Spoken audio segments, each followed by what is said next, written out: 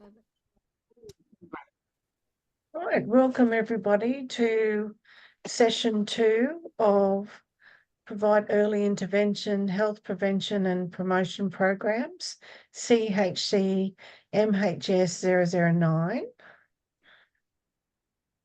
To start us off tonight, we'll do the acknowledgement of country. So in the spirit of reconciliation, Hayter Institute of Education acknowledges the traditional custodians of country throughout Australia and their connections to land, sea and community. We recognise Aboriginal and Torres Strait Islander people as the first inhabitants of this nation and the traditional custodians of the land on which we work, live and study. We express our gratitude for the sharing of this land, our sorrow for the personal, spiritual and cultural costs of that sharing, and hope that we may move forward together in harmony in the spirit of healing. We pay our respects to all First Nations people and acknowledge elders past, present and emerging. Right, a bit of housekeeping before we begin. Camera's on, your microphone on mute, and you can use your hand emoji if you want to ask a question whilst we're going through the content. Also, two things have been happening lately. People's reception, often the bandwidth can play up. So if you turn your screen off and leave, and keep listening, just let me know, because that often helps that flicking in and out. And if you're not really well tonight, sit back, put your screen off, just let me know you're here. We'll have a break at about 7:20 for 20 minutes tonight as well. No smoking or vaping on screen, thanks. And just remember, if there's any of the content that causes a reaction for you, please reach out for support. We use respectful languages in here because part of that is about learning about keeping our biases aside. That is our duty of care in this mental health field that we're going to be all working in together. And it's about following the policies and procedures that are put out there to guide our practice. So we practice that in here as well. And it's also about, participating, but also listening to your peers with intent. Right, and be kind to yourself at time of year. We're trying to remember to nourish ourselves and our minds and our bodies, and looking after ourselves, because there's a lot of people who are unwell. All righty, so we're going to have a look at developing and implementing programs and why this is part of a subject. Why do we need to know about these things? When we think about it, when we've got programs that we're delivering, we've got to make sure that they're addressing the needs of the participants who are coming in for service. But it's also about understanding the whole holistic approach around what's going on in the neighbourhood, what is the socio-economic climate here, what sort of education have people had or not had, what sort of support systems are in place for people. Ayan? Hey Helen, I'm just going to turn off my camera. It's interrupting the sounding on my end. Yeah, no worries. Thank you. Thinking about when we're implementing programs, we're trying to meet the needs for our participants, but it's also about, are we going for programs that are reputable, well proven that they work?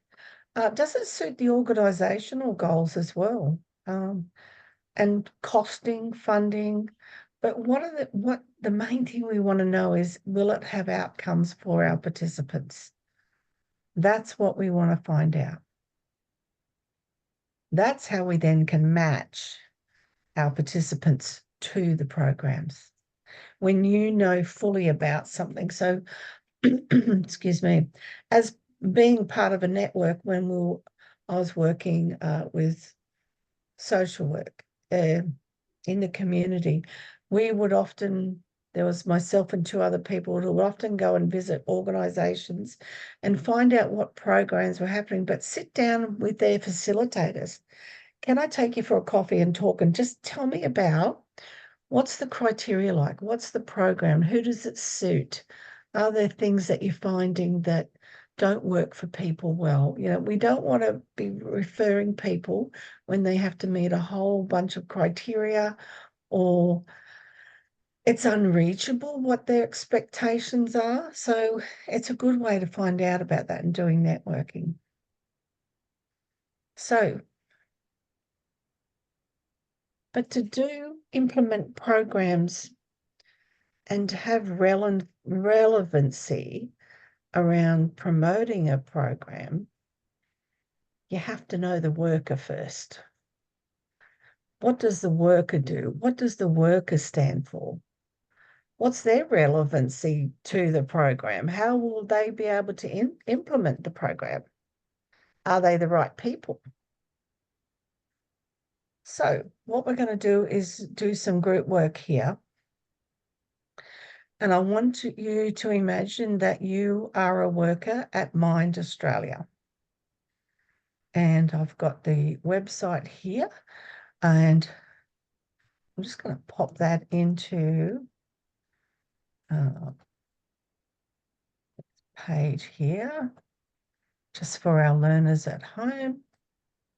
Whoop, that didn't work because that went too big. There it is, mindaustralia.org.au. So you're going to be a worker. Now, there's a few different worker roles here, and we want to understand what the purpose of promotion, prevention, and early intervention is in the line of their work, and how is it relevant to them, and how is it relevant to a program. So if you were a mental health worker at Mind Australia, how would you build promotion, prevention, and early intervention into your role? If you were a psychosocial support worker, how would you build promotion, prevention into your role? A residential recovery care and an NDIS support coordinator. So we've got 4 different roles here. We're going to research Mind Australia, and I would like you to have a look at those different roles and then think about this question.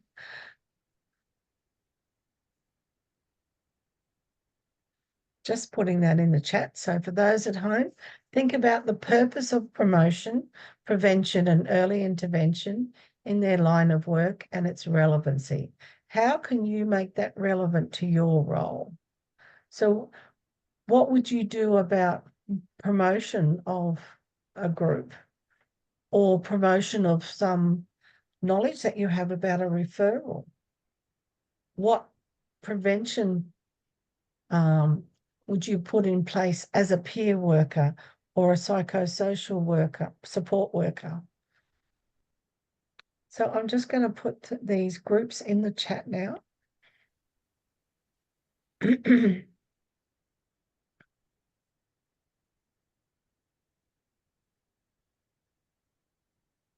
So you'll see here I've got group 1, peer mental health worker, group 2, psychosocial support worker, group 3, residential recovery care worker, and an NDIS support coordinator worker. mindaustralia.org.au, that's your link to go to. There's a search bar up top, and you can put the group role that I'm going to allocate to you now into that, and it'll bring up underneath it all these different roles and programs related to it. So open them up, have a look. What do they do? Then have a discussion with the group around how would you, in that role, how would you promote prevention and early intervention programs into your work? All right, so I'm just going to stop share there and press pause recording.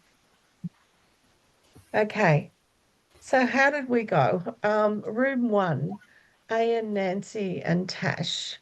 What did you research and what did you find? Hi everyone. So for us, we were allocated as a peer worker, I believe it was. Let me just open up. Yeah, we Oh, were yeah, a mental health peer worker. Yep. yeah, mental health peer worker. For a prevention, we did like a suggestions box in the center where you could write down things that were either frustrating you or something you'd like to change, and you could have you could put your name anonymously so you won't be targeted. And Yep. by addressing those questions or queries, we could prevent these individuals from going through a journey of mental health. So we could address it. And it has that it's that openness as well as a group meeting that we could do like on a monthly basis to bring up all these things. So that was for prevention. Yep. And early interventions, like we could have a conversation with them at the end of the week just for a check-in and just have a cup of tea and like oh how'd you go, did you give it 100% shot, or Yep. do you think you could have done better? So that's how we aimed at these And it's questions. a great environment to do it in, isn't it? It's a relaxed environment. You're going to Yeah, get it's more informal. participation. Yeah. Yeah. And with that weekly, like if we're catching up on a weekly basis, just like a proper check-in, it also builds a rapport where if they did have an issue in future and they felt comfortable enough, they could come and approach us and pull us to the side to say, hey, I'm not really doing too well. My mental health is not the greatest. So I'm just going to be taking the back seat for a couple of days, or I'm not going to be my bubbly self or Yeah. involved as much. Yeah. Oh, excellent. Because you guys got into it, didn't you? Well done. Excellent. You get an A. Yay. All right. Room two, Alex, Cyril, and Trudy. Who wants to go? Yeah, I'll start. Um, so I sort of looked into the early intervention part of the psychosocial um, support, and And on before you go on any the further, Alex, what is psychosocial support? um, so so psychosocial support, it involves like the physiological and social aspects. So sort of like the like a person's mental and emotional needs, as well as their I guess like community needs, or like relationships with people. Yep. Excellent. Thank you. So yeah, we pretty much found there's an early intervention psychosocial support response service. Bit of a mouthful there. But it helps to yeah, it just helps people who suffer from mental health conditions to like manage everyday tasks, and they do that by and it sort of looks like a sort of like I think like if you sort of have some psychosocial issues or need some support, it's like once that's been identified, you can go into this response service and they can help you improve your daily living skills, find suitable housing, I guess build resilience and coping skills, and yeah, just sort of give you that support while you need it, or when you need it. Oh, wow. Okay. So And would sorry, Trudy, go on. and also talking about the promotion of the mind values is that they with lived experience they value that very highly as well, and they actually prefer to employ people who have not only the experience, but to the experience, and also they're actually to promote their staff in their training as well and their ongoing development. And I think that lived experience goes also to as being a carer for someone who's been in needing support as well. So they've lived it through that as well. So when you're talking lived experience, you're talking AOD or mental health. Yes, they are. And actually, I'll just get that up. Sorry.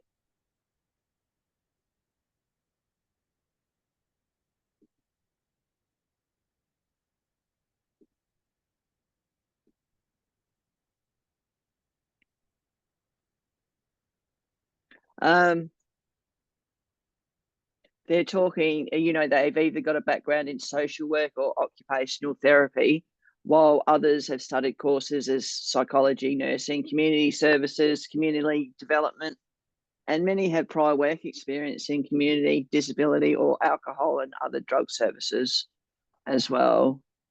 And for their promotion of their staff, they've got salary packaging. And with the lived experience is all cultures, genders, sexualities, bodies, abilities, ages, spiritualities, and backgrounds. And they also encourage applications from Aboriginal and Torres Strait Islander peoples, people with a lived experience of mental health and recovery, people living with a disability, those who identify as LGBTIQ, and applicants from linguistically diverse backgrounds. And they actually pride themselves to recognise, they're recognising people with lived and living experience of mental health. So an organisation that broadly across the whole sector from what you're just talking around, that's a huge chunk of roles there for diverse people to be able to fit in and feel a part of an organisation and to be able to make a difference. And it also, with their lived experience workforce, also shifts attitudes and concepts about mental health. And it facilitates increased collaboration with and valuing the insights of people with lived experience, and helps ensure the support provided is best practice. And they've actually got a document that actually about their commitment to lived experience.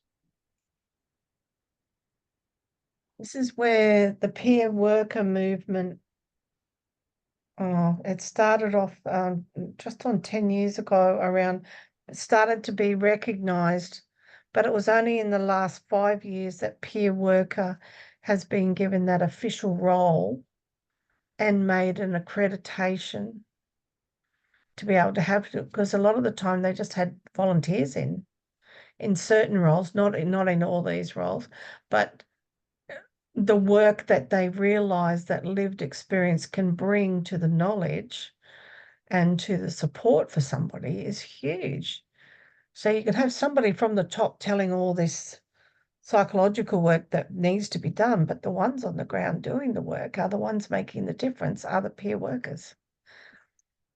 Can I just say something? I'm going through that at the moment with my employer through different things. And it's actually official that I do suffer and live in experience as well, because I've actually asked for through the employment access to do ADHD coaching, and also they give a grant out to employees, but they also can give grants out to employers for awareness training and stuff.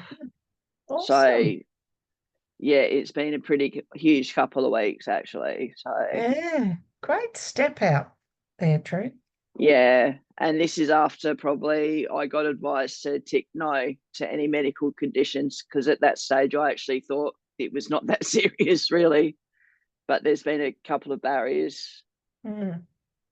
you know, Wow. and probably interpersonal ones, but I'm not going to go there. But they've No, actually but kind of like but you've all on board. activated something. So I'm just letting you know, letting everyone know that, you know, because, yeah, I was stressing big time about it when I was getting the pre-interview done with my ADHD coach to let my employer know, because it was always something I've kept to myself. But I think things have changed. So, Yes, things are changing because workplaces have to be more accepting and diverse and open to supporting their workers with whatever lived experience they come with, because they have a rich understanding of it. And now they're utilizing your skills in that, Trudy. yeah, That's so amazing. it's, Well done. yeah. Good work. So, yeah, sorry, I just wanted to let you know that it's just all these people, is that if you're with the right company, it's not all words. That's all I'm trying to say. After all that was what I was trying to say. Mm. Yeah. You know, Yeah. No, it's great to be able to take that experience and share. yeah. Fantastic. Thank you.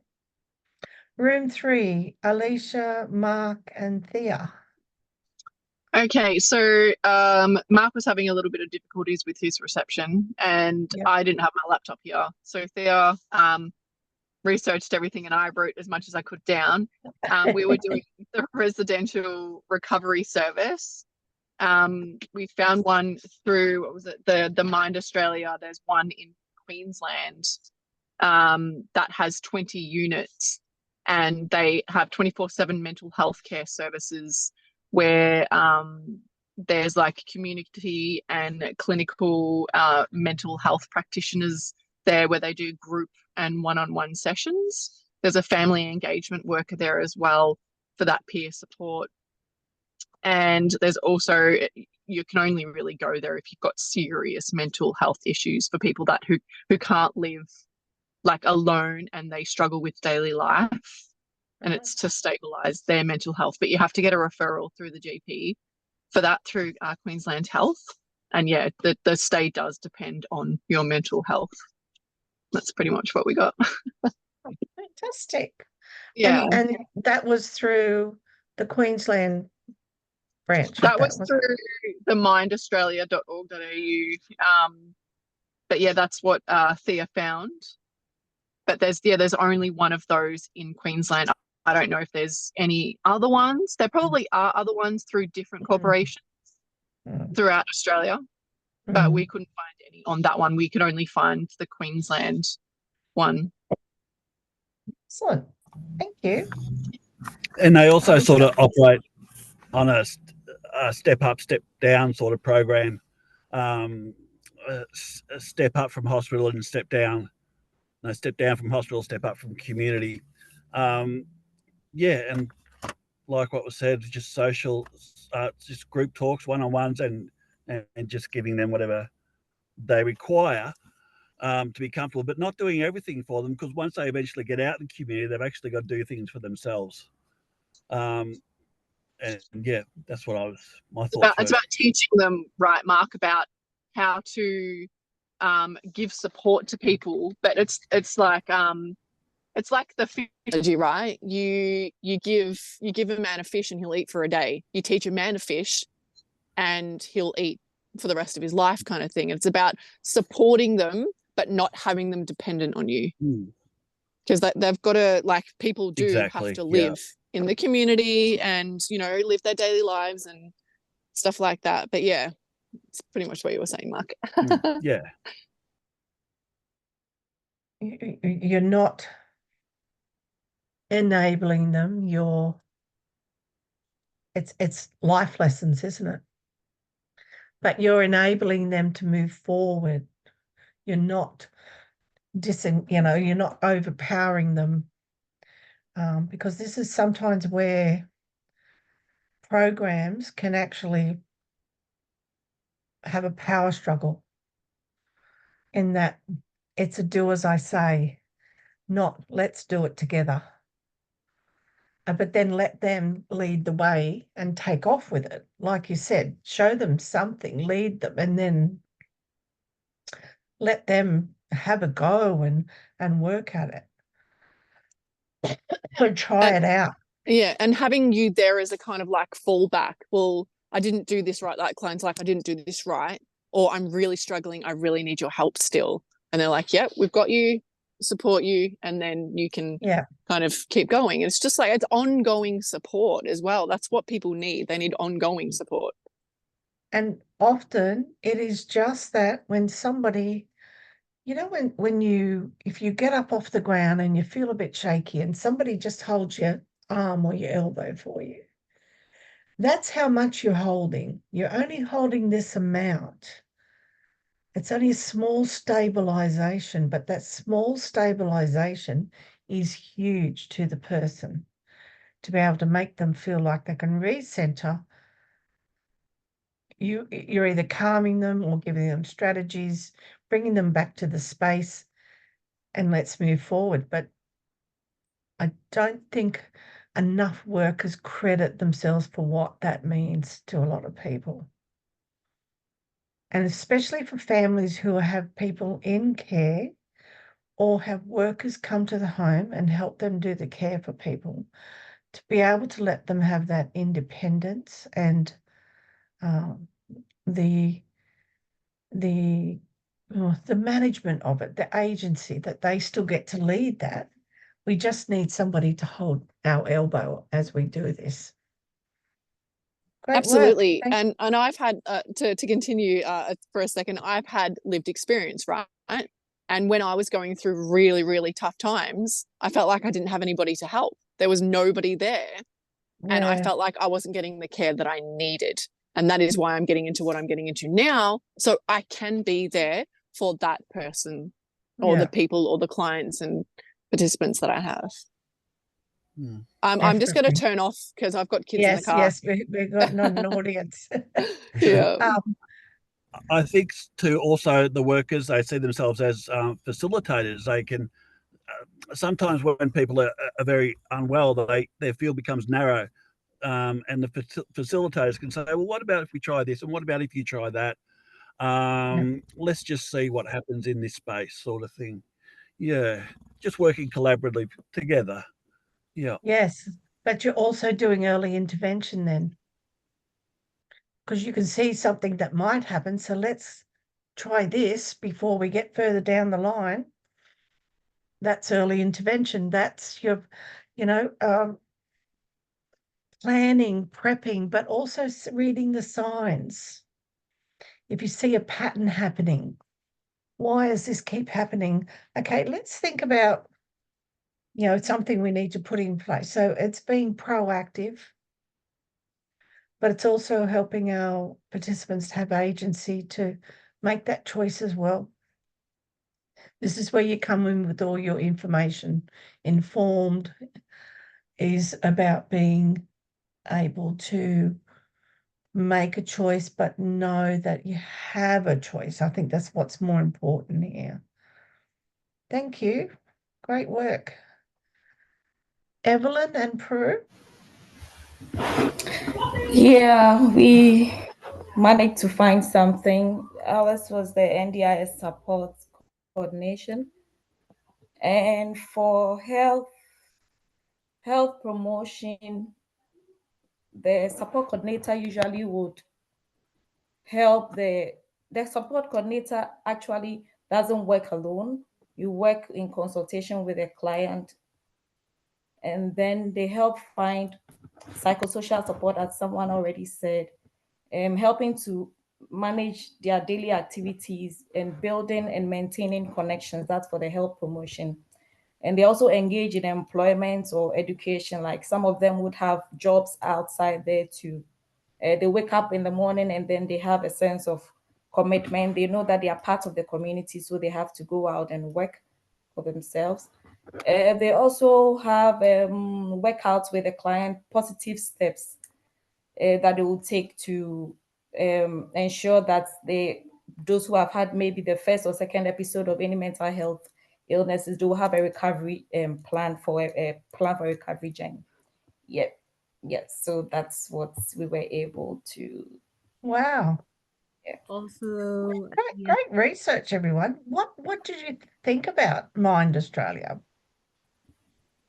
What do you think about what the services they're offering?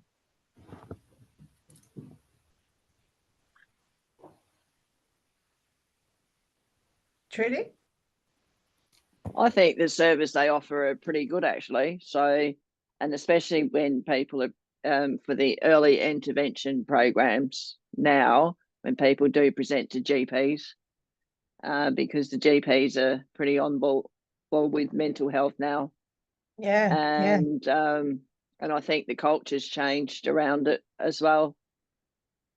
It that's has, another. hasn't it? It's a real shift where I was sitting the other day at the just down the road at the shop, and these other two people were just a couple of seats away, but they were talking about, oh look, I've just been to get my mental health plan from my GP today, and I'm going to book in and do this, and the other one's going, oh yeah, so where are you going? And it was all lovely and casual.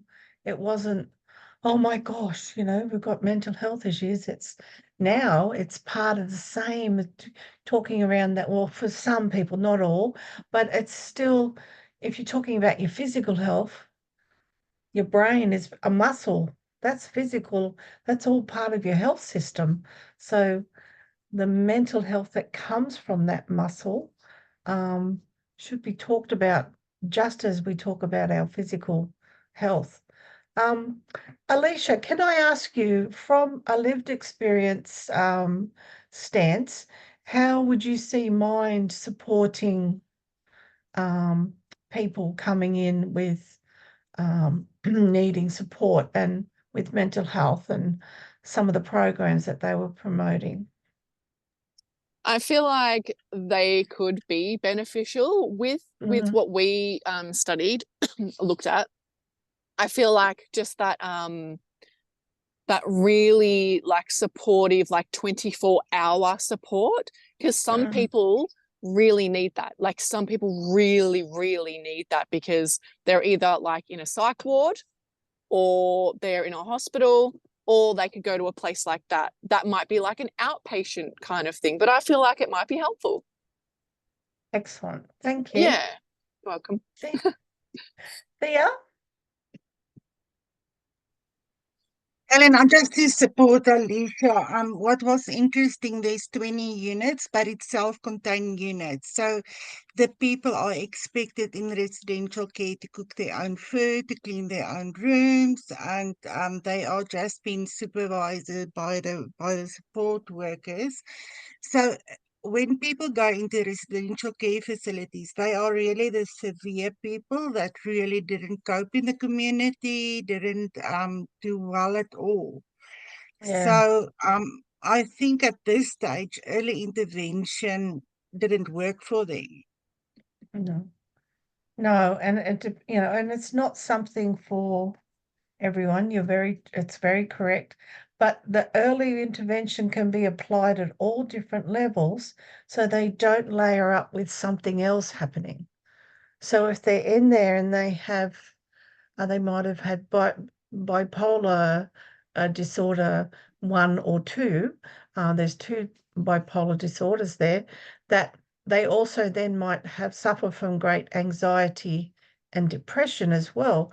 And if early intervention can prevent depression coming on the top of that, then that would be a part of your practice, like in identifying that and being able to get them support. So no matter where that person is at, sometimes being able to look out for the layering of other things causing barriers, especially physical and mental health, that's where you can do your early intervention there. Okay, thanks, Ellen. But it's like you say, if they were living in, they're doing looking after themselves, life skills, and it's all supervised. That's part of intervention, helping people feel that they're managing themselves and having an agency to do that, and building their skills up. True. Thank you, everyone. Good insight to having a look at what roles you can be doing, but who would you work for? How would you do it? How do you implement programs here? That's what it's all about. Let's go back to my screen.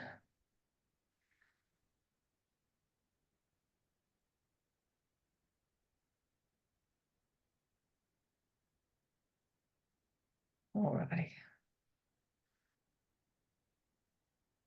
So, promotion, prevention, and early intervention.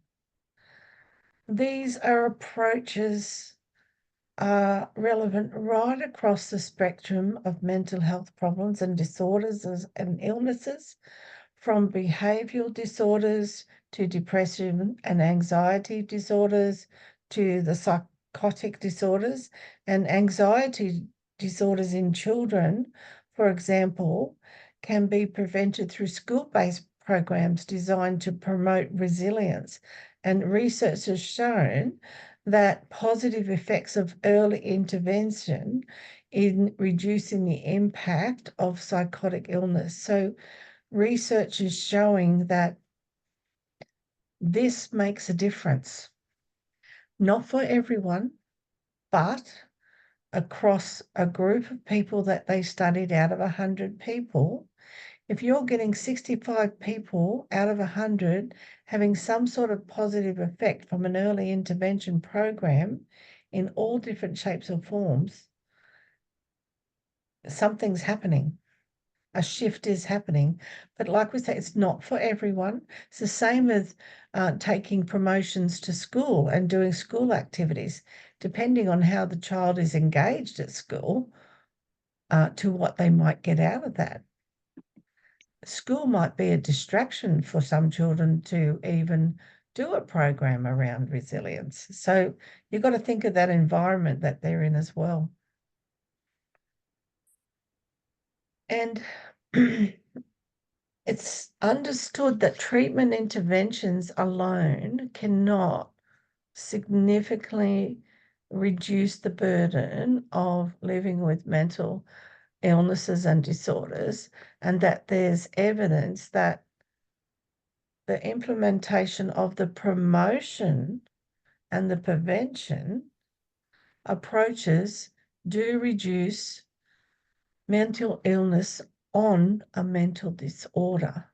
Given that there's some limitations to its effectiveness of treatment and interventions, the only suitable method for reducing the burden is about creating prevention. So when governments start to look at, and this is why all this programs around recovery orientated practice with Mental Health and Wellbeing Act 2022, that is about promoting overall health and well-being. So that has early intervention, it has recovery focus, so you're working towards things, so you're building up skills, learning new ways of strategies of being and living, how to do treatments, practices, personal practices.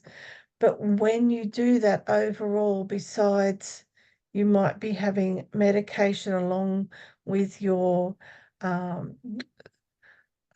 psychologist supports, and you might be then doing an overall wellness intervention program that actually improves the outcomes for people. It's the same as when people start to bring in good basic food and a bit of exercise. And when you put that to working towards with your mental health, no matter what you're suffering, they have proven medically it makes a difference. So to go on the bigger picture, intervention across the board is seen that it can help prevent things getting worse. The problem is trying to make it sustainable in some areas, so people lose funding for programs and things like that. But overall, from research, prevention and information services, regular information services too. It's not these one-off services with information that work. So early intervention is something that happens quite often. I just wanted to, I brought something in. So whenever I bring up and I say toolbox alert, this is around extra knowledge that I'm bringing in you that's not in your learner guide. So don't go looking for that in your learner guide. I've put the link here. So it's prevention.org.au. And what is mental health work promotion?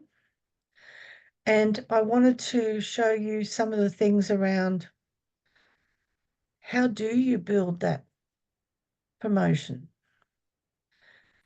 How is health promotion a component of mental health? Because this is a process of where enabling people to increase control over their mental health, not enable, and its determinants, and thereby improve their mental health. So we're talking about health determinants that could be that psychosocial stuff around that environmental effects, and physical effects. So mental health promotion focuses on helping people to acquire knowledge and skills. And so then they can protect their own mental well-being whilst creating a positive change, because social environments start to happen. And then that promotes a collective of people getting together, so such as group work. So when a mental health promotion works together well, it's about optimum mental health well-being, preventing the onset of another condition like anxiety, and building mental health literacy to promote self-care and to destigmatize mental health conditions and encourage people to help seek, but to help give. And mental health promotion is different, but complementary to mental health care. So it focuses on influencing the root causes rather than manage specific conditions. Excuse me. So it targets whole groups and communities, and it's undertaken a range of settings. So you can have online health promotions, promotions at school, work, neighbourhood centres, through your local health centres. And when there's something that's ongoing and rolling, a change happens, a shift happens. And because it's like building blocks, the more you do it, the more it builds up. So for people to self-actualize that and even practice self-care, changing from unsafe behaviours, also start to build a social building blocks as well. And in implementing strategies at every level of change, interventions come in at the lower level and then they start to braise things up. So intervention, prevention, promotion, they link together. And that's what this one's about. So if we have a look here, you know, this, all these different factors here make up the different things that actually overall make health promotion. So it's fulfillment and contribution. And it's promoting practices and strategies. You've got psychological skills in there and healthy behaviors. When you're creating healthy behaviors, proper sleep, good food routines, good hygiene routines, good gentle exercises, and the different practices build up. So these are like layers. And when all these work together, you will see changes. So when government is promoting programs and putting money into mental health programs and workers, that's where we need more money into our workers as well, creating more training, more jobs, and more availability coming up, making sure that they're safe as well as the families who are involved. We've got to have our workers safe. So you have all the basics there underpinning health, mental health promotion and intervention. All of this, it'll crumble if you don't have the steps, because this makes it more set in its way to be able to actually be visualized and happen. That's why we're looking at these building blocks here. Take out a part of the block. If you took government funding away, what would happen? If you took people's supports and connections away, what would happen? So this is why we're saying these components here are important for that visualizing, that intervention, and then being able to promote that it does work and get more people interested in it. So we want to maximize mental health and well-being right across the board. And the main aim is that we're strengthening people. We're strengthening their communities. And when we can do that in a holistic approach, change starts to happen. Because when you talk about prevention and intervention, you've got different areas that it starts at. So the intervention is on the initial onset of the disorder, and the prevention is before that, to prevent that even happening. And prevention actually relies on reducing the risk factors for mental health, as well as building up those protective factors. So we look at high-risk targets of people, and an example is a school-based program specifically targeted for young people at risk of depression. So prevention intervention programs are aimed at improving overall mental health. And then that builds up a connectedness for those young people. They then get a sense of belonging, self-esteem changes, they learn strategies, they feel confident to do these activities.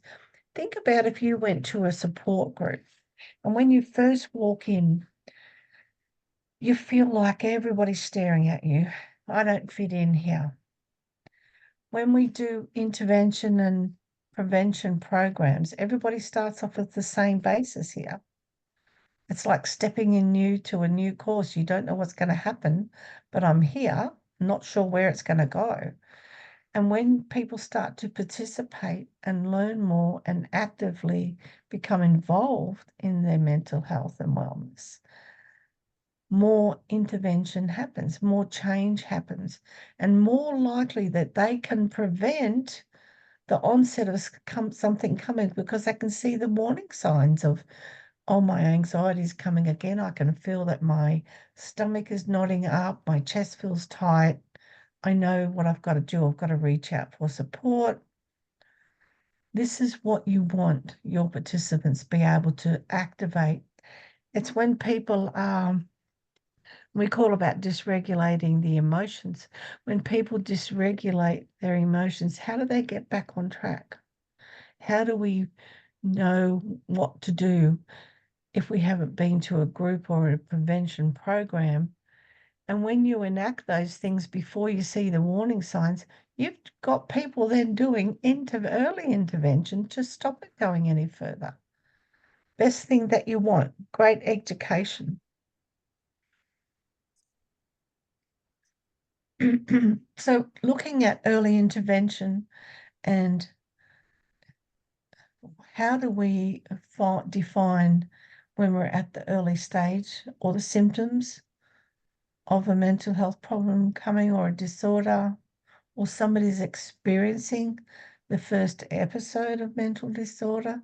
So early intervention aims to prevent any progression from there into a diagnosable disorder. And sometimes for people who experience the first episode, this is getting in that early to make an impact to reduce what has happened to them to not go into a disorder. It's when people leave things and not address them, and it happens again and again, and then it's happened over a period of so many months and so many events, then it will be classed as disorder. Just out of interest, for when you look at what we call the diagnostic manual, the DSM-5, which is the mental health diagnostic tool for mental health illnesses for psychologists and psychiatrists, you can actually Google mental health DSM-5, and if you just do DSM-5 anxiety or depression or bipolar, it'll bring up sections of that DSM-5. And the DSM-5 is like this great dictionary of all mental illnesses and disorders and practices, best practices that go with that, treatments. And this is where they also give you the, identify the characteristics of it. So how do they know how to treat ongoing anxiety? To what level? So there's time frames, there's symptoms, and it just gives you a broader understanding of what they're talking about here. So have a little Google on that one too. DSM-5, and then think of something you want to, so it could be DSM-5 bipolar 1 or 2, because there's 2 disorders. Think about having a look at DSM-5 depression, and it will just take you through, and it's how the GPs can actually do what they call a K10, this test to see how many questions you'll respond to, and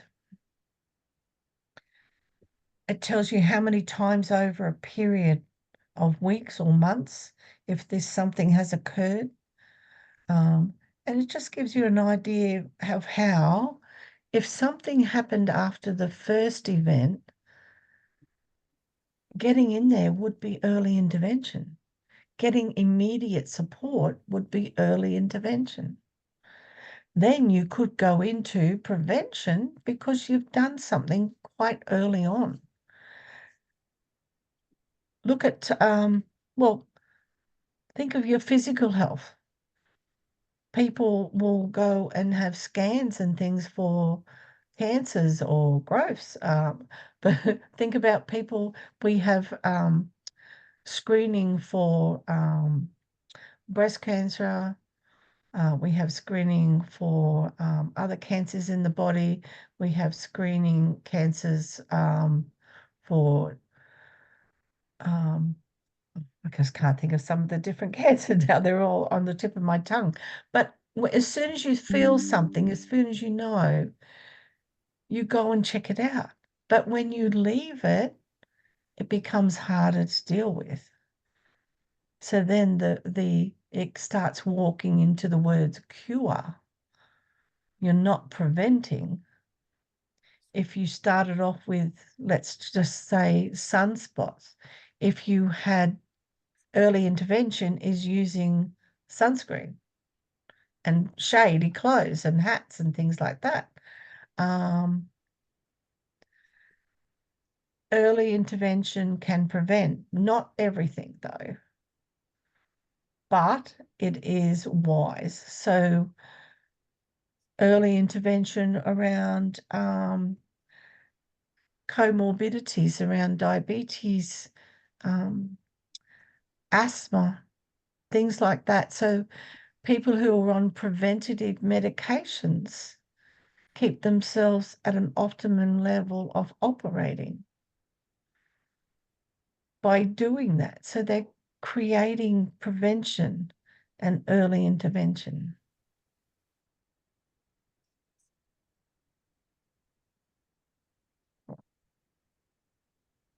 This is a, I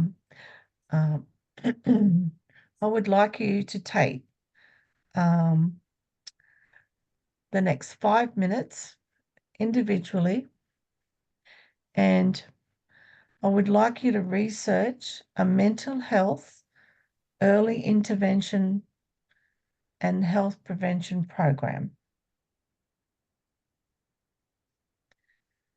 And then I would like you to tell me what is the aim of the program? Are there any age limits? And what will the program achieve?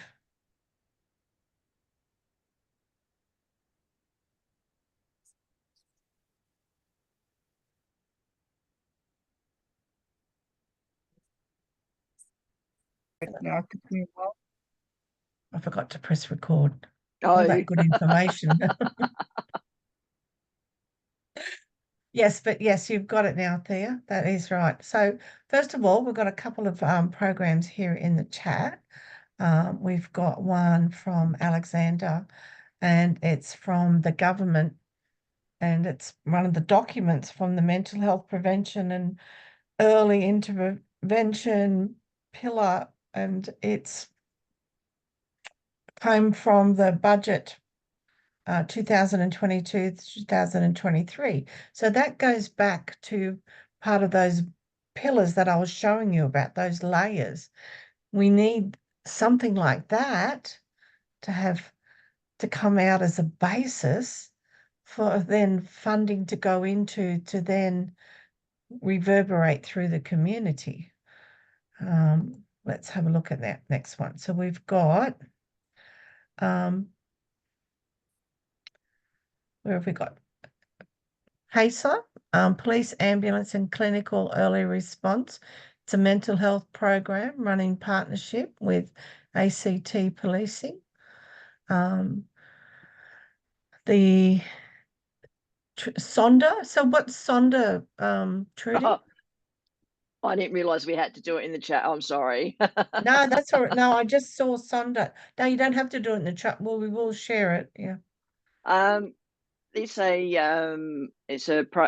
company that offers programs for adults, teens, and young people, and for children, and it actually helps people to develop new skills, probably at the very beginning at children, and in the adults, they actually get you to develop new strategies to manage symptoms, and with the teens, they actually assist people who are going through a tough time and actually help self-management skills,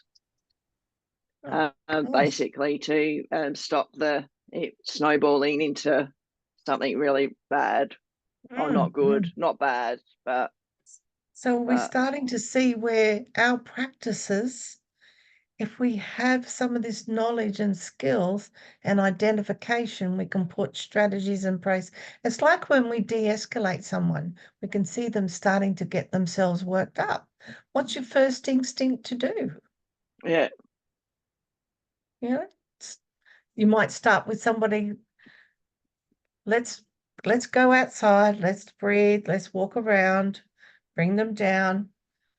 We don't want them to escalate, because if you've seen a child have a tantrum, they go from 0 to 10 in 2 seconds flat sometimes. And that is hard to do intervention on until it's subsided. But for others, you can see them build it up, and you can get in there and get it happening. Ayan?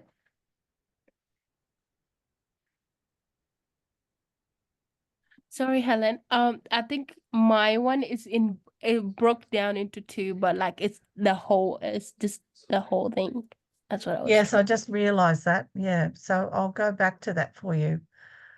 So the the PACER program consists of work police, paramedics, and mental health clinicians working together in the same vehicle to respond, assess, and help people of all ages experiencing a mental health crisis in the community. Do you realize what that means? That is just like a dream team, in that you often need a police officer with a paramedic, but to have a mental health clinician there to help guide what they do, because before it would be put in cuffs, somebody would be having a psychotic episode. They then came to the decision that there would be sometimes medical intervention around having to give somebody drugs to bring them down, but that was a really last point call to do that if they were harming themselves in some way. But to have a mental health clinician be able to guide, and the paramedics know what they're doing. It's where the police need to find out where their power of what they needed to intervene on can now be guided by these clinicians. And certain hospitals across Victoria, I know of 5 that actually have mental health crisis units. So when you go into emergency, you get diverted straight into mental health emergency unit. You don't go into the emergency department and have to sit there and be witnessing having a psychotic episode. They actually divert you now into these 5 clinics. Great things. Same as they started, emergency used to have all people. Now they have children go one way, everybody else this way. Great idea. But now mental health can now go that way too. So much better for people to be able to not be overstimulated from the environment, because it's the environment that kicks it off even worse. And that's the environment that can create stigma as well. Certainly not like 30 years ago, 40 years ago, 50 years ago, even 20 years ago. It wasn't even 20 years ago. It wasn't even 15 years ago. It's only been in the last 5 years that this has happened. It's hang on, what have you got in there? Going quickly, mental health related incidents in the community, including being able to be the first service to respond to the person, working with the person, family members, carers, other supports of their mental health. They help make plans and decisions. What a holistic way. This is what we're talking about. This is this whole, when you do something like that, it can actually become early intervention to prevent something going for somewhere else. Let me see if I've missed some of the programs here. So what have we got? Peru has got early intervention aids to develop essential social and emotional abilities for children and young people facing challenges in society. And that is the Early Childhood Intervention Service Plumtree in inner West Sydney. Great. Excellent. It provides strategies and support for children birth to 8 years with a disability or a developmental delay. And it also supports their families in the home and in the community. This is amazing. Great work, everyone. Now, let's see, has anybody else got any other programs that they can share, please?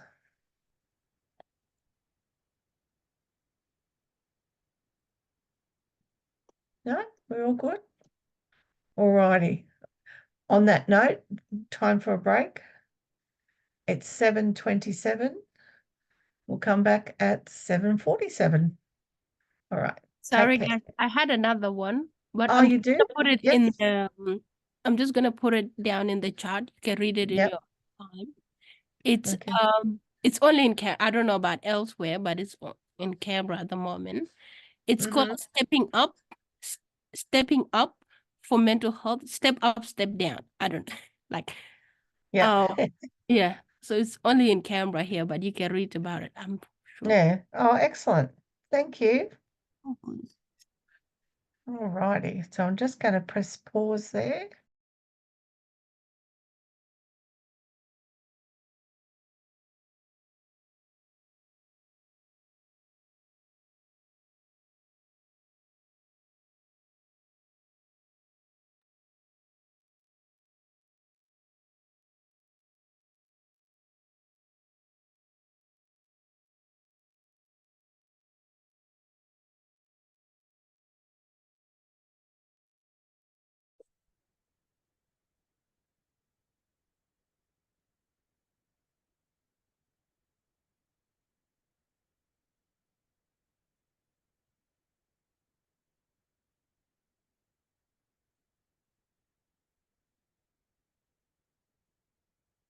Okay.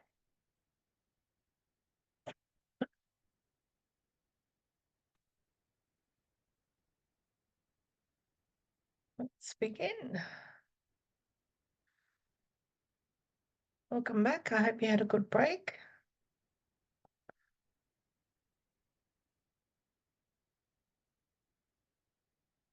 So let's have a look at some programs that we know nationally around Australia.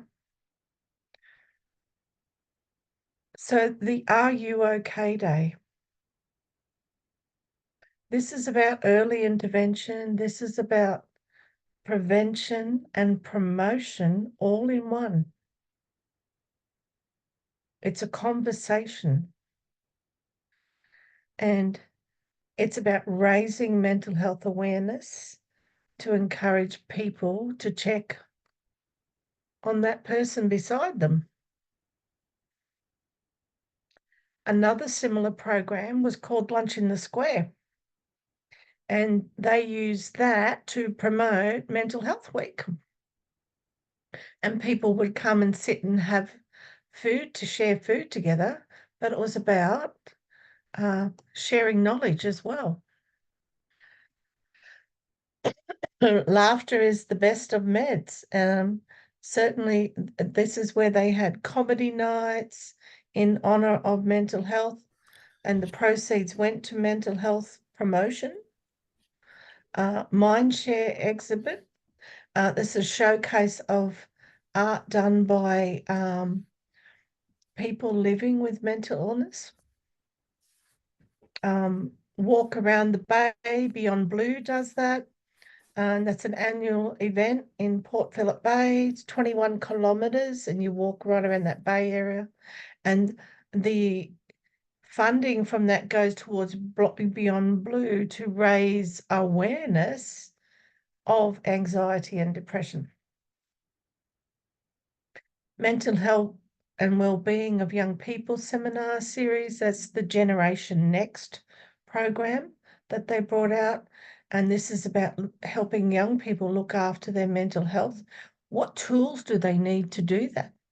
And it provides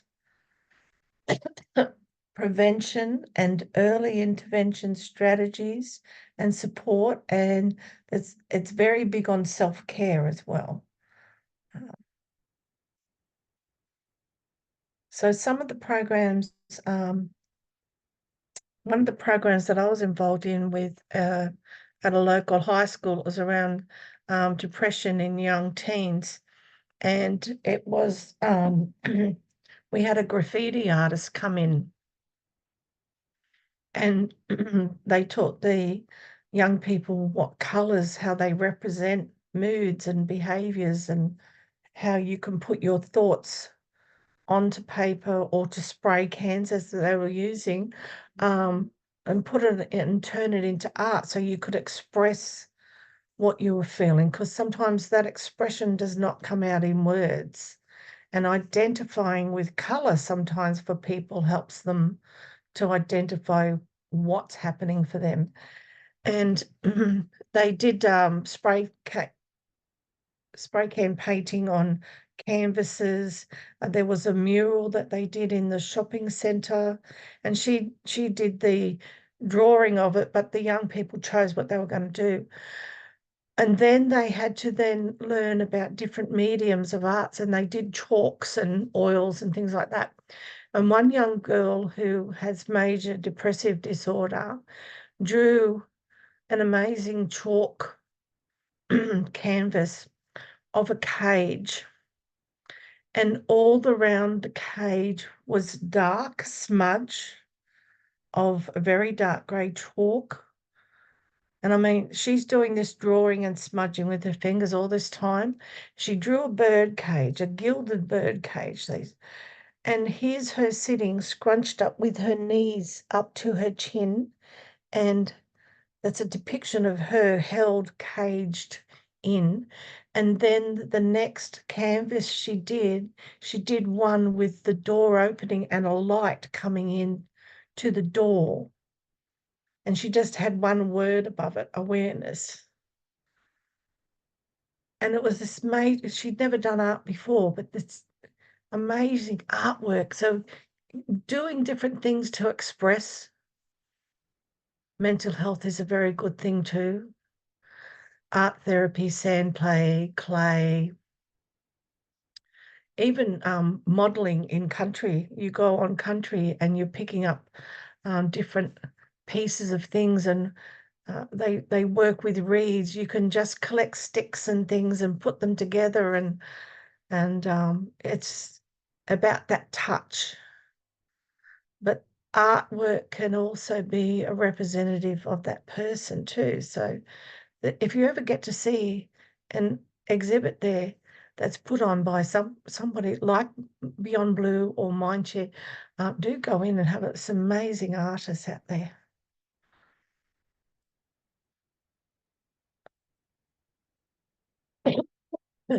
So what are some of the other programs, excuse me, that are out there that we know we use all the time? And of course, there's a variety of community-based services that work to reduce the stigma of mental health, but also about raising awareness. And this is about raising awareness in the community. Some of the programs assist in recognizing the onset of mental illnesses and prevent the escalation of harm. And some concentrate on particular modes of service, and others concentrating on addressing specific behaviours. So some of these services here in front of you are definitely national initiatives, but they're also very accessible for many people right across the country, remote, regional, and this is what we need more of. Remote and regional support as well as in the city. So let's have a look at what Are You OK Day is. Helen, I did put my hand up. I just got another question quickly, please. Yep. Aged care, dementia workers, they are not seen as a medical diagnosis, but more as a mental health if you're living with dementia, right? Mm. And I think it's mostly because of behavior changes, right? So Right. I have worked with a behavior management team and those organizations that get funding from the government to run specific observation programs and see how we can make their life better. But then there's older people in the residential care that get no support. You Yeah. know, and every day when you do a doctor's around, they just prescribe another happy pill, like we used to call them. Yeah. No support, no interventions, just take another Xanax. Yeah. The mismanagement, trying to very little intervention, not enough workers. But honey, it's more the residents that has got the stigma idea. Yeah. They don't want their neighbors to know that they're not okay. Yeah. And dementia awareness is becoming more and more talked about, but it's certainly not to the level where we need to be able to, we can talk about it in the No, community yet. It's certainly not, absolutely. but there's more younger people coming through with dementia now. That's right. And they were actually hidden in the past. You didn't speak about it. You don't tell your friends or families your brother is not Yeah, okay. no.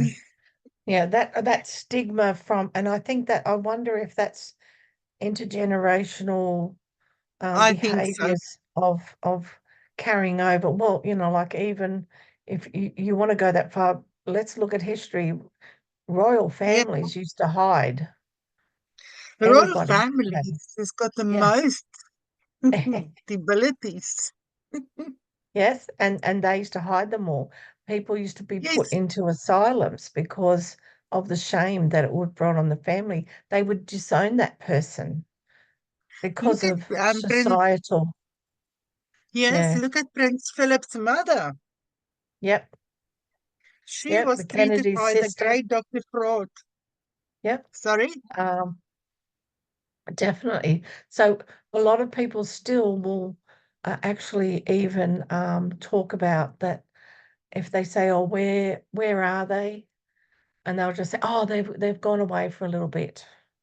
Yeah, we And they can never think to the tell the family in truth. England. Yeah. Yes. But before Australia are not going to have one mental health policy and get the mental health plans in line, it's going to be really hard to work under a Yeah. universal umbrella. Yeah. And look, there's some good work getting done out there, especially around dementia. The Wicking, Absolutely. the Wicking Centre, this is a bit of information for everybody that you can have a look at. It's called the Wicking Centre in it's the University of Tasmania, and it runs a 7-week, what we call a MOOC, MOOC. It's free, and it's a 7-week program on dementia. And there is Yeah. another program on understanding dementia and then understanding how food and activity affects dementia as well. There's Right. 7-week courses. You get a certificate at the end. You're answering questions. You've got little lectures to do. It's all run by the University of Tasmania. Yes. But the Wicking Centre is the major research centre for dementia in Australia. And It's really good. there's very good information on the brain in Yeah. that course. I've done it. Amazing. 7-week program doesn't take you that long to actually. It doesn't take 7 weeks, but No, it what you doesn't. I did find, it as well. but to understand what's happening with dementia, and then how are we going to work with that in the community? It's very interesting. Thank you, Thea. All right, so I'm just going to press.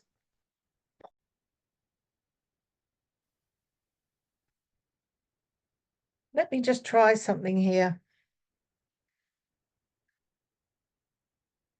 We've just seen about, are you okay? Let's go around the room. I want to flip this to, it's okay to say,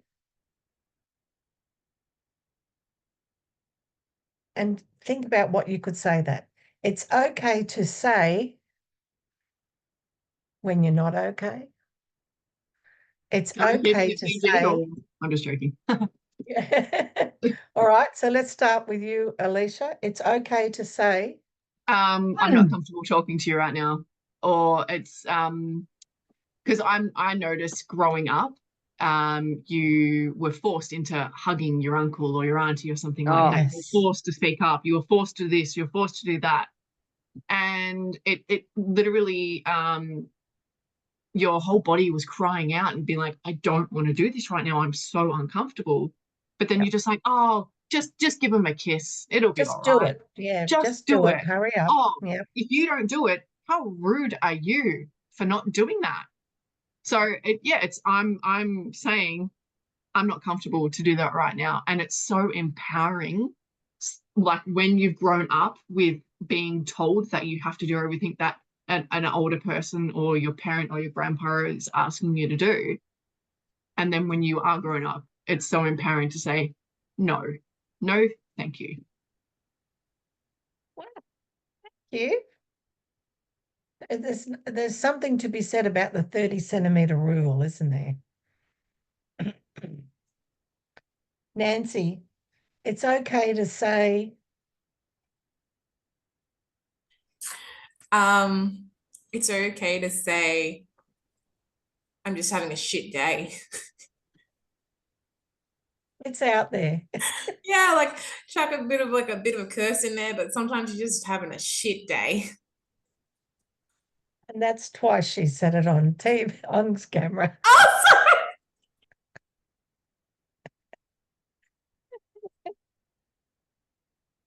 Sorry, everyone.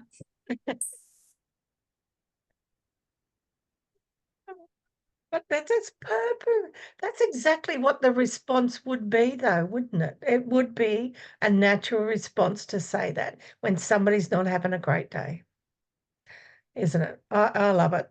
Thank you. Ian, it's okay to say, I'm tired. excellent. Yes. Thea, it's okay to say, None of your business, Helen. No, thank you for asking. I am okay, actually. some smarty pants in this class, I tell you. I have All to do this. right. Mark, it's okay to say, This day is all over the place, but it's all good. thank you. Alexander, it's okay to say, oh, your mic's not on. Oh, there we go. I'm talking to my psych about it, but thanks for worrying. Thank you. Excellent. That puts them right in the picture. At least they know you're getting care, hey? Good one. Good move. Evelyn, it's okay to say, It's okay to say I'm struggling a little bit now. I have to be combining so many things at once, and it's hard. thank you. Gabby, it's okay to say,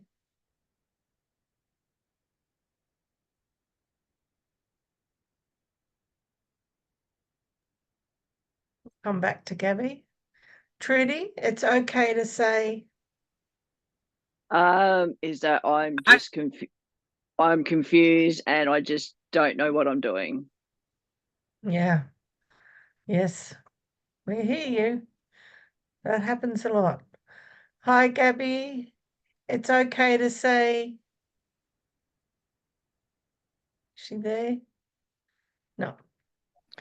Sital, it's okay to say, It's okay to say, yeah, I'm going to call in sick because I'm tired of working 5 days a week. we hear you. Peru, it's okay to say, It's okay to say no to your friends, family, manager sometime. You can't do it. You don't have to be available all the time.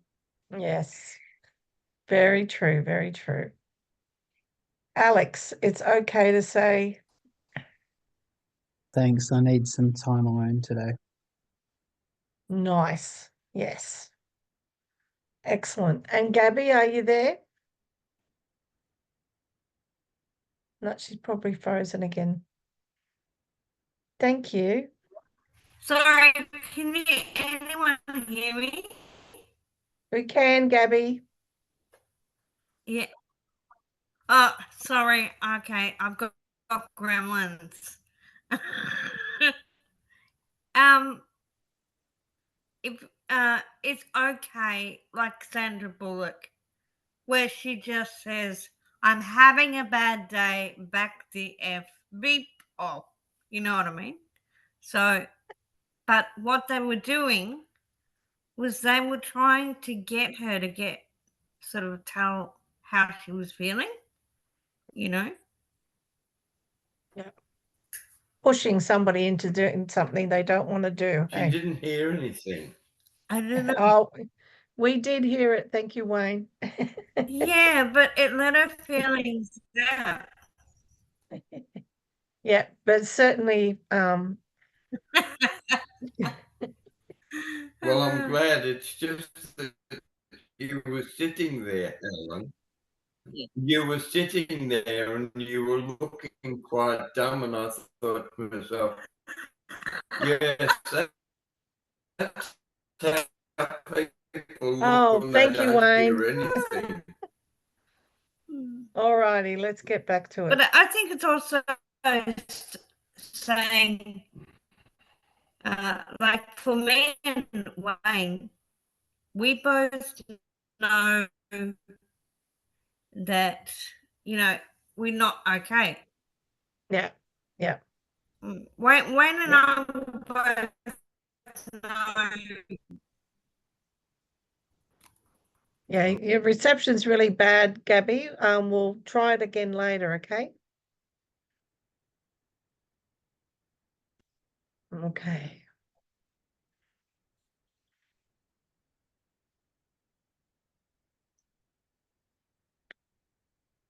All right, program development. What do we need to do? We know we have early intervention, prevention, promotion. How do we create those programs? How do we find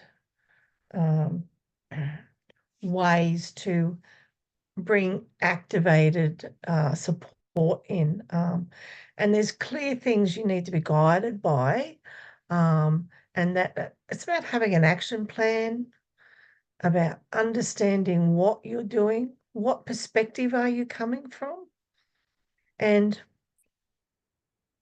what is the need for this in the community? And do you need professional people coming in on that as well? Think about that. If you're having a program around different supports, what sort of other interventions should you have for best practice about bringing in professionals in to have that reliable and current information as well? How do you identify the best way to deliver that program? And is it actually a current preventative healthcare perspective? Is it relevant to your program? These things are things to ask. You're identifying key stakeholders. Who are the people going to use the program? Actually help you implement them. All these structure need to be there.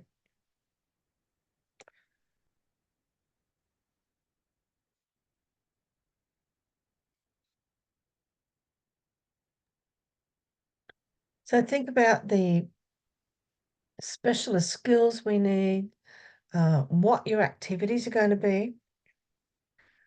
What does everybody else do in that? So this is about your group work, but this is bringing in assigned roles to be able to implement something.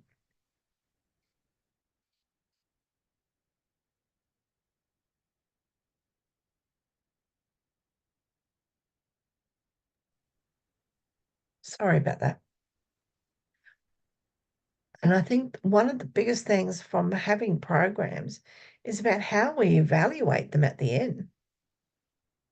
And what strategies would you use to evaluate a program to find out its success?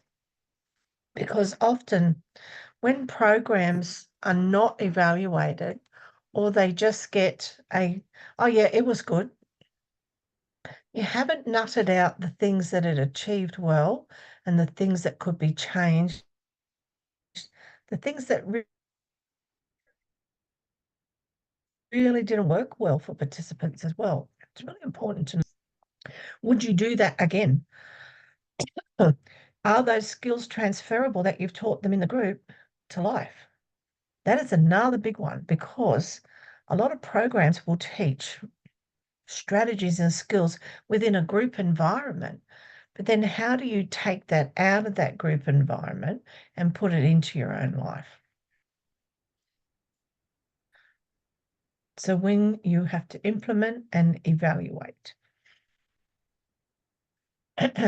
think about, you have to provide the support to show how the program has influenced its participants and the community. If you're trying to get more funding, that's one of the biggest tools here that you have to use. And be able to evaluate that from using the participant feedback, the hosts who will put the program on, what's their feedback? For people who have been observing the program firsthand, so that could be your peer workers there. And when you're looking at the continuity of a program, it's about the dropout numbers as well. And did the program achieve its desired outcomes? Did it do what it said to do? Or did people slowly drop off very quickly? But for what reason? There's often reasons why people drop out quite quickly in the beginning of programs. And that's about not wanting to be confronted or not feeling a part of something, or getting the feeling that this is not for me. So before you do anything, speak to the participants that are in your service, the family members, the community, and find out about what they think would help make positive change. Then you can start to look at group programs to then be able to do all these things and obtain that feedback. Because then if you find something that works and works well, you can make that grow. And every year you can build on it and change it. So for instance, one of the programs that I used to run for young men at a high school, ages between 14 and 17, and we partnered with Relationships Australia, and it was called X-Men Youth. And it was taken from a program called Boys Talk. And Boys Talk was about how to communicate emotions, feelings, and how to communicate with other people within the family structure. And that program was over 10 weeks. And we were supposed to do wonders in 10 weeks. 10 weeks is not a very long time to do a program. So that program, so we had Relationships Australia, we had the domestic violence practitioner trainer for Queensland, and myself with 15 young males. And we started off, and it also had a camping, 3-day camp at the end of this 10 weeks to achieve high ropes, low ropes. Yes, I know belaying, hard to learn. Can hold a lizard as well. I'm not afraid. And can take frogs in beds. That's okay.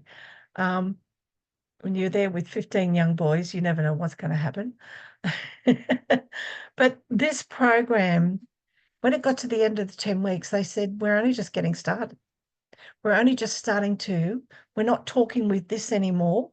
We're talking with this. We're actually communicating the emotion of what was, what we classed as the iceberg, what's on top and what's really underneath. So then when we taught them to talk from the gut, talk from down here, find those words. So we had to teach them the words. We also had to then teach them how to talk to other people and express that instead of that as well, because they came from a domestic violence background. So that 10 weeks turned into 8 years. And over that 8 years, that 10 weeks that they came, we kept them on as mentors. And it was a trial run after the first 10 weeks, we'll trial them. When then they're not ready to let go of this safe space. We don't want them to have to go if they do not want to go, if they don't feel confident enough yet. So how do we create this program? So we had to be very quick in thinking, how can we evaluate extra money to do it? We couldn't, so we created mentors. So the next lot of young people came through and they had what we call Big Brother. So Big Brother was somebody who was all in the same school that they could eventually go to. We trained those boys to do crisis intervention. So if they heard something, that this young person that was their mentee told them something, they knew how to respond and where to take it and what to do. So we then created another arm of the program where we were training the mentors to be this understanding crisis. So then the program evolved like that. So over 8 years, these young men left school, got jobs, and would come back on a Friday afternoon and come into X-Men Youth Group to see these young men and talk about their experiences. And to this day, I'm still getting people presenting their children to me now, that they've changed the way they live, but they've supported each other. And it become an environment that we saw there was a need, because it was creating intervention around domestic violence in the home, because we used to also work with the parents. So as single family parents, all genders, and we would also support them with strategies on how to deal with behaviours. So we had this holistic thing happening, but from one 10-week program, it evolved over time. You can be involved in things like that to make intervention, prevention, and what it promoted was young people talking and expressing well, having healthy relationships. There's other programs out there too called Love Bites and things like that.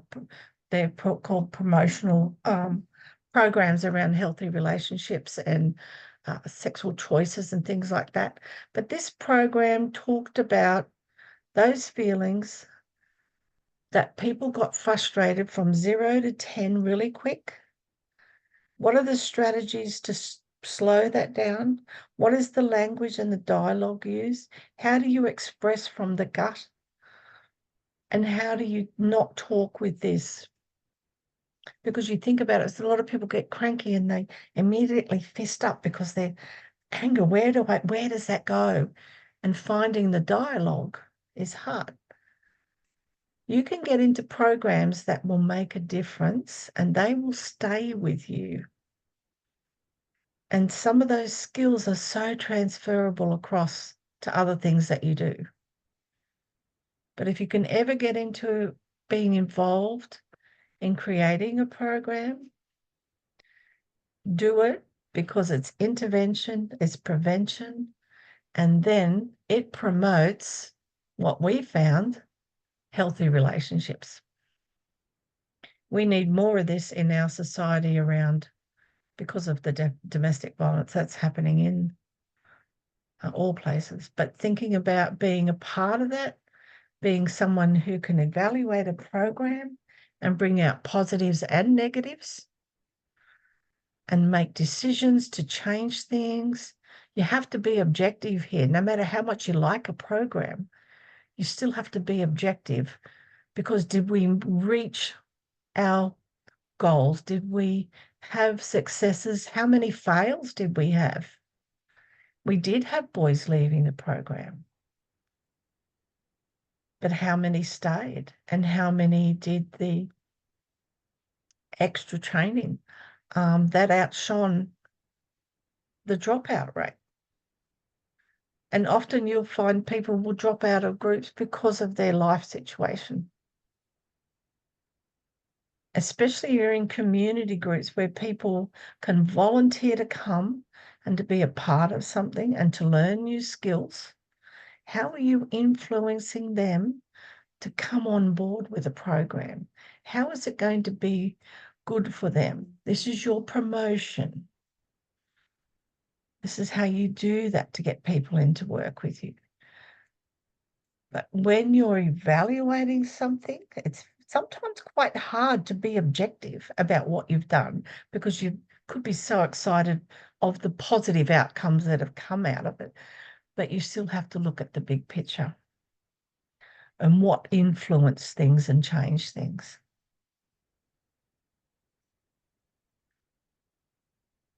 And when we evaluate, we're going to get scientific here. We're going to talk about qualitative and quantitative. But qualitative and quantitative can give you some good feedback. So qualitative information, that's about your experiences and your thoughts and opinions. And it provides you with details on how others can view and experience a program. When you use quantitative analysis here, this is about proven facts, such as how many people turned up, how many maintained the 10-week attendance, how many actually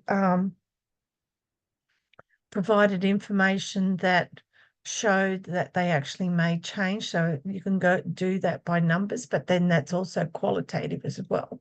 So having a balance of that is what can help give you a good evaluation of a program. So you might start with 20 people, and in the end, you've ended up with 13 still maintaining that program. You've got a dropout rate of 7. So then you work that out to the 20 people, that rate, that ratio. So what's that? Was it 2 in 1 in, what is it? 1 in 3 dropped out. So you look at it like that, but then that means 2 people stay to do the whole program and got all those skills. So this evidence then helps you to back it up to be able to go and ask for more funding.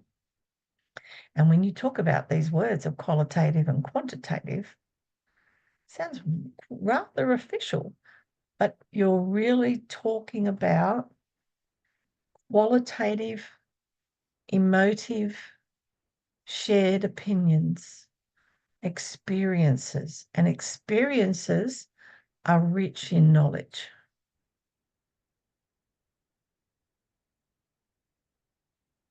And when you measure a program, you use your SMART goals.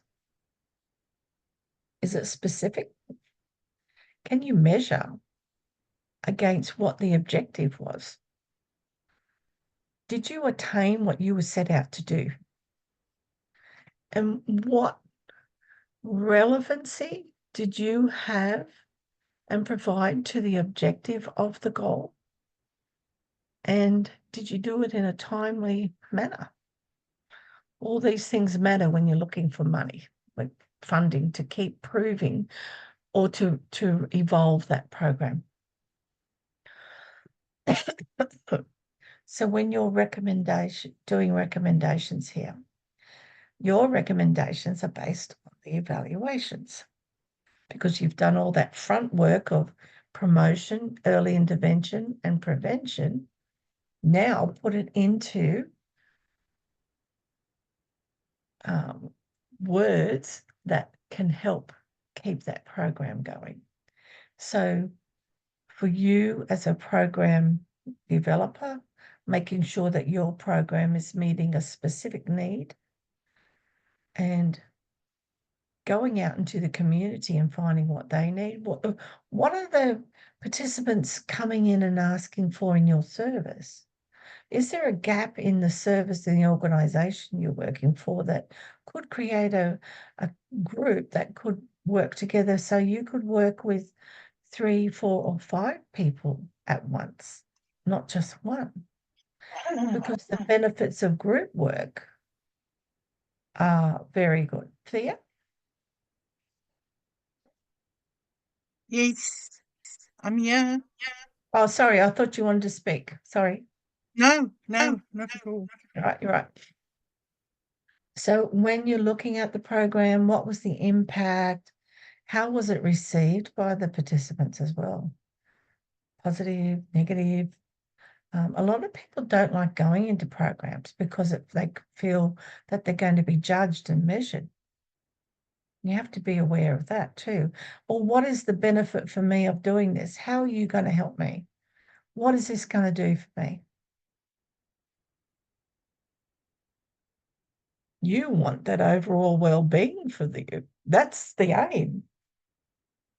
But getting that message out there is also sometimes hard to do. Because sometimes there are different factors for different people that become existing complex needs of group members, which then can change the complexity of the program of what it's trying to achieve. Is that a barrier then? All these things have that argument of for and against, and you have to weigh that up when you're developing something. Don't forget that for an evaluation, all your recording skills, you're recording your discussions, your meetings, your reviews, your participant evaluations could be verbal, written. You can actually do a recording of everybody doing their evaluations. It could be on Zoom even, because you have to provide facts and evidence. And if you have to show what you did with the funding, so quantifiable data will help you present your findings and prove that you had outcomes in certain areas. And it's quite hard, but they expect you to be objective here and provide the key points and should make reference to program objectives. But sometimes in programs, other things show up that outshine the objective, that the individual participant made changes for themselves. And they might have got a couple of skills from the program, but they took it further. How do you measure that? It's very tricky sometimes, because then the objective is, did the group do that, or did that person do that? And this is where individual evaluations are good as well, because it's good to note what they got from that, and did they use that tool and turn it into something more for themselves? There's a jewel there. There's a real diamond in the rough when you find these things happening.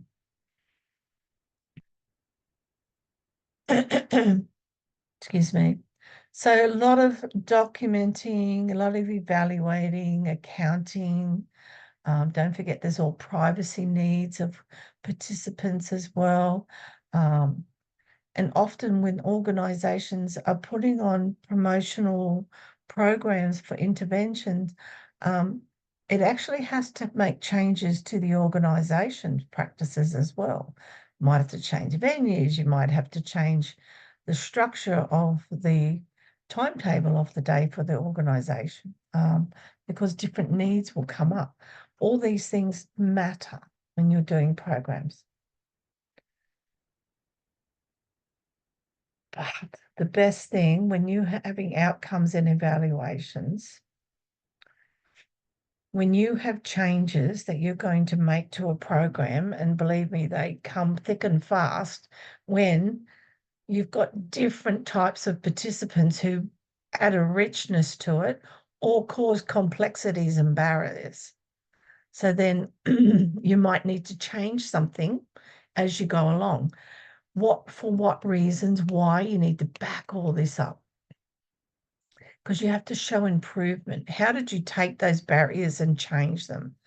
And it needs to align with your original program aim as well. And of course, you must document everything. And this is sometimes where we forget, running along in the middle of a group and things are running well. You get so caught up in running the group, you forget to do some of this documentation. But try not to forget that. It's very important.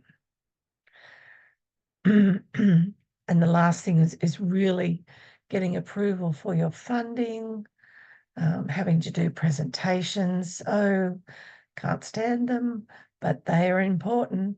You need the money. You've got to be able to present these ideas as well. Okay. So I'm just going to pause here for a minute, go and grab what the assessments are, and I'll be back.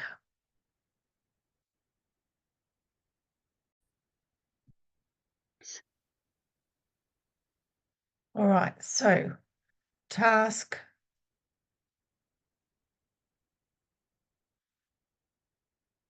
Task 2 is you will be doing research and preparing an early intervention health program. Focuses on addressing mental health and well-being issues for a specific community group. Think about some of the things we've talked about tonight. And this is what you'll be working on. So your report needs to build a profile of a community group using demographic trends, population health trends, social trends, all these criteria here. And you're setting goals and interventions for a program that you've identified from your research. So think about that early intervention that we've been talking about. And for this, I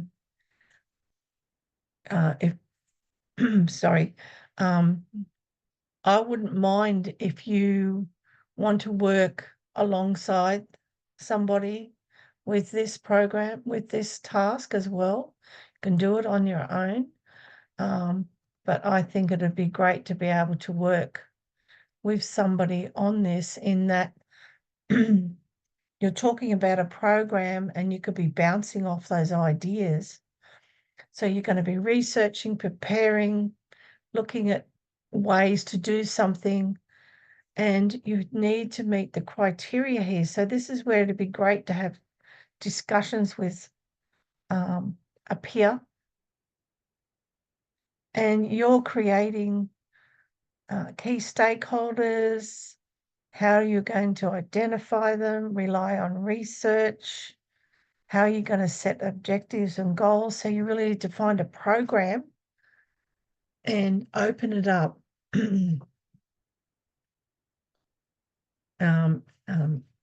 Go and open up an early intervention program. See how it's structured. How is it addressing mental health and well-being?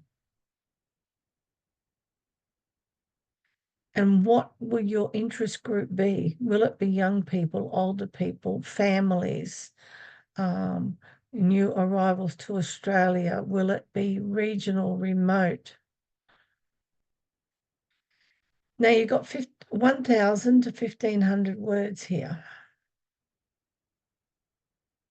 So each area here, if you address each area, there's 1, 2, 3, 5, 6, 7, 8, 9, 10. So say there's, yep, so that's really, so you've got 10 areas here. So that's going to be 100 words each, which is about 6 sentences, which is a very good paragraph, because there's usually 15 to 20 words per sentence. So if you look at that, you're looking at 5 to 6 sentences per area, subject area here. And do go in, and I know we discussed this terminology. Go back in and see what it means again, but what does it mean for your group that you've chosen to work with? How will that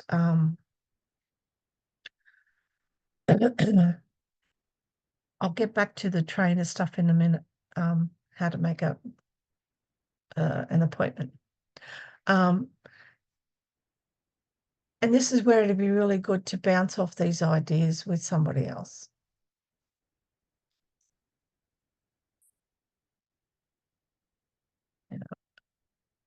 You are to research tasks designed to test your skills and analyze relevant information. Rely on current information, and don't forget you've got a reference list. Now, if you don't know how to do referencing, excuse me, you can copy and paste the URL where you've been and put it into a list at the end. I'm happy for you to do that. But at diploma level, I would expect the name first. So it would Beyond Blue and then retrieved from, and then it could be beyondblue.com.au. And that would set that out professionally. If you can do APA style referencing, that's even better, but it's not a requirement, but a reference list is. So copy and paste the URL where you've been, but put the name of the organization. If you're going to do research, make sure, like what we talked about, make sure you go to the .gov or a reputable company and it could be, if you're doing research, look at, make sure that they're peer reviewed. There you go. Microsoft will automatically reference for you. There's a referencing tool called, I think it's called Redbook, and that will actually reference tool. So, but I'm happy for you to do the name of the organization and the URL. So let me just stop here, and I'm just going to go back and get the next stage of what goes on for the next assessment.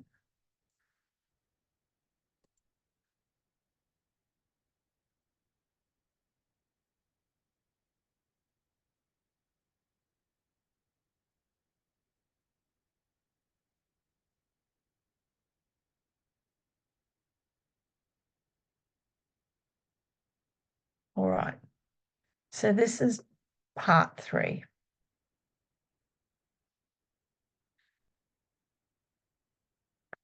So you will plan and prepare the early intervention program that you identified in task 2. And then there's 3 parts to this assessment. So in part A, you identify the most suitable delivery method for your program. This program can be seminar-based, community visits, art-based. Compare the features of at least 3 similar evidence-based programs which can be run in your community and identify the strengths of these. This is where you're researching those programs like you did tonight.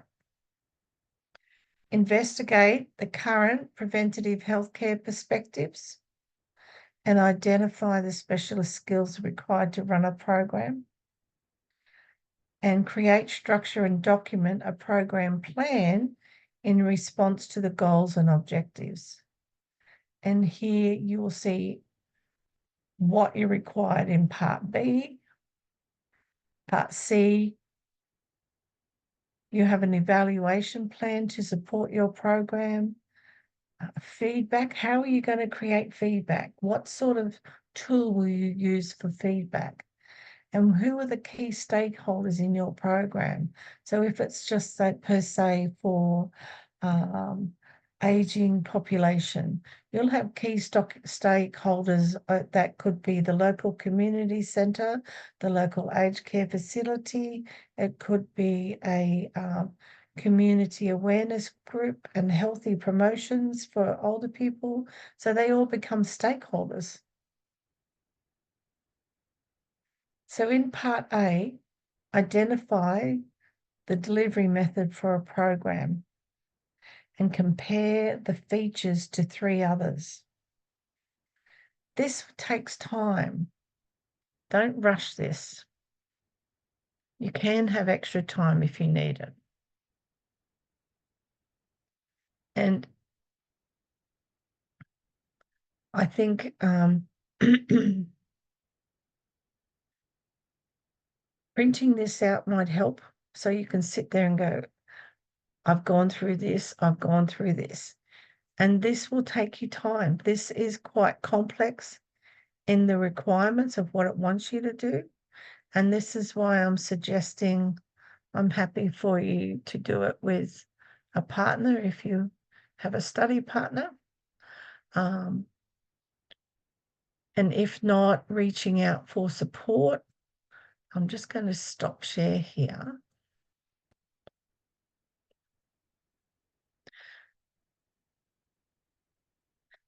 Yes, Alicia? Where is this located? Is it in the institute, like front page, or is it in the Oh, sorry, assessment in your center? tasks and assessments. Okay. So assessments to do. Yes. Is it the first one? There's, Oh, so it's all of them. yes. Yes. Okay, Roger. Cool. Thank you. Yeah, not just one, all of them. Yeah, no, I got that. Thanks. So this is where it's really good to get in and have a look at every time there's a new module, unpack it, have a look at the task, get familiar, look at your learner guide before you come to class. Because some of the content that we do is directly relevant to your tasks. And this is where taking your notes or even having a copy of some of the questions that you go, oh, well, there's that question. I'll do that one. That's done. You know, so this is where it's handy to have a clipboard or something that you can lean on or take notes. Like I say, have a Word document open. Okay, that was important information. I'll put that in there. Think about doing that. Now to Gabby's telling everybody that they must comply and be resistance is futile. Yes, that's correct. You have to do it. Gabby should know because this is her second course. Isn't that correct, Gabby? All right. All right. So how can you make a session with a specific trainer? Let me show you what Calendly looks like from your end. So there should be access to Calendly in your Accelerate. Trudy, do you know where that access button is or a link?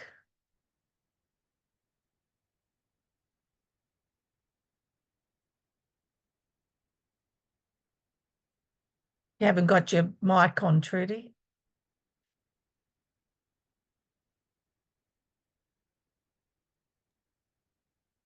Is that better? Yeah, that's it. Yeah. Would you like me to share my screen? Yes, please.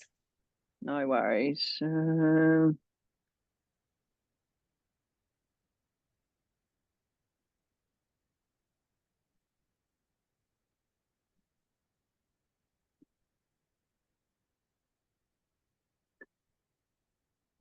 There's a learner's support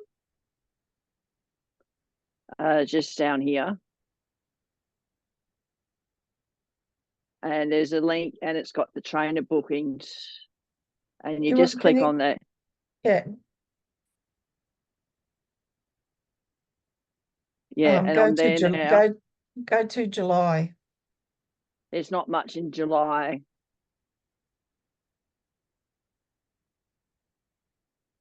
Now that's in the mental health sector, all right? So that's now there is that's your mental health link.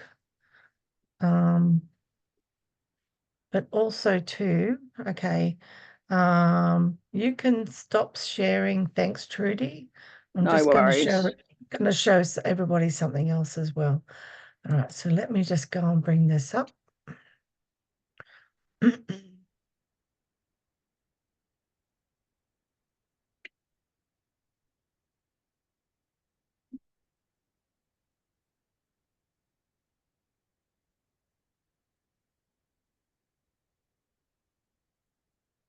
Now I'm putting in the chat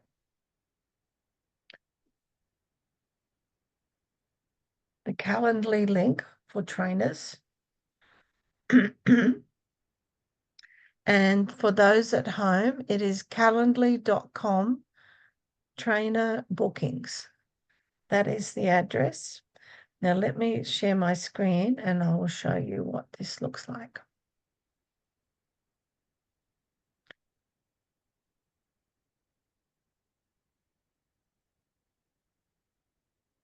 So when you go into calendar bookings, it'll bring up all different areas for, you've got community services, youth work, mental health, and AOD.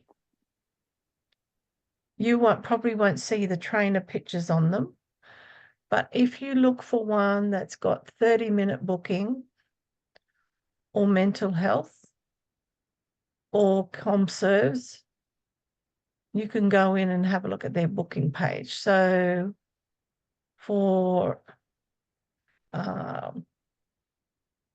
me, for a 30-minute booking, there's different dates come up. There's more dates. It's just that there's different dates under, if you know, the areas. Now, at the moment, there's only myself and Vicky who are doing the support, and there's some AOD trainers in. But that brings up more avenue by going under 30-minute or community services, as well as mental health. Let me just move this. So there's often more spaces come up if you only come under mental health bookings. As you see, I've only got a couple of them under the mental health banner, but there is a few more under community services and 30 minutes. Okay. Yeah. You can go at the realm. All right, so yep. So I'm in there now and I've got the 30-minute learner support meeting CS. Is that you or Vicky?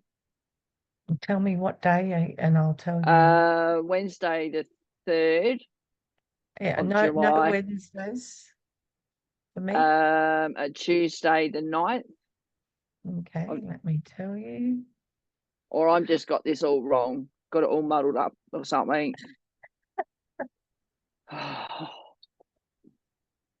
Yeah, so Tuesday the 9th at 11:30. Yeah, that's me. Okay. So just not Wednesdays.